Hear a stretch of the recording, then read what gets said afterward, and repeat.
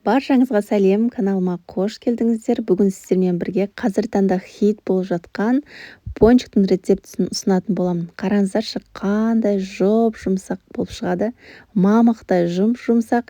Ең сәтті рецепттердің бірі, міндетті түрде жасап көріңіз. Ыдысқа ең бірінші жұмыртқа, үстінен қант салып, біркелкі болғанша жақсылап венчиктің көмегімен араластырып алдым. Содан соң үстіне жылы сүтті құямыз. Сүт жылы болу керек. Сүттің үстінен тұз саламыз және де ашытқы салып, жақсылап бір араластырып аламыз.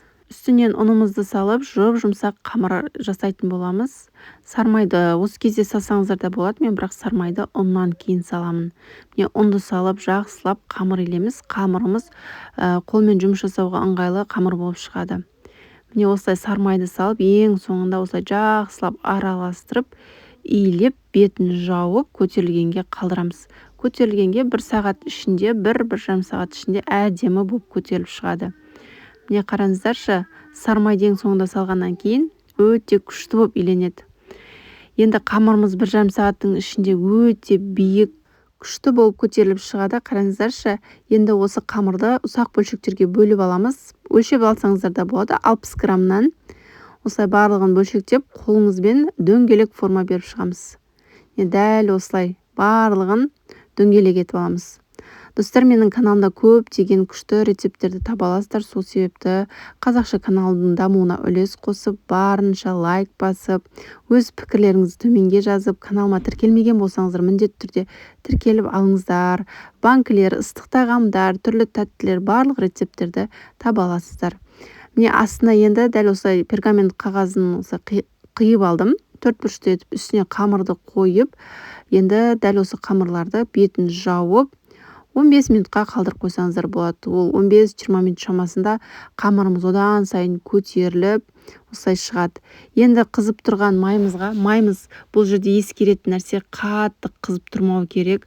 Баяу отта осылай пісіріп аласыздар, екі бетін қызартып. Егер сіздер қатты отқа қоятын болсаңыздар, ортасы шикі болып қалады. Соған қатты мән беріңіздер. Көп адамдар дәл осы жерде қателік жасайды. Тіпті орташа оттан да төмен болу керек. Осы төмен отта екі бетін қызартып пісіріп аласыздар. Сонда ортасы толықтай әдемі болып пісіп шығатын болады. Міне қараңыздаршы, қандай әдемі болып шықты. Байқасаңыздар, өте баяу тұр. Міне осындай баяу отта пісіріп алдым. Енді осы пончиктерді ыстық күйінде сахарный пудраға немесе қантқа осылай малып алсаңыздар болады. Мен сахарный пудраға осылай малып алдым. Енді ішіне қалауларыңыз бойынша кез келген шоколадты пастаны құйсаңыздар болады.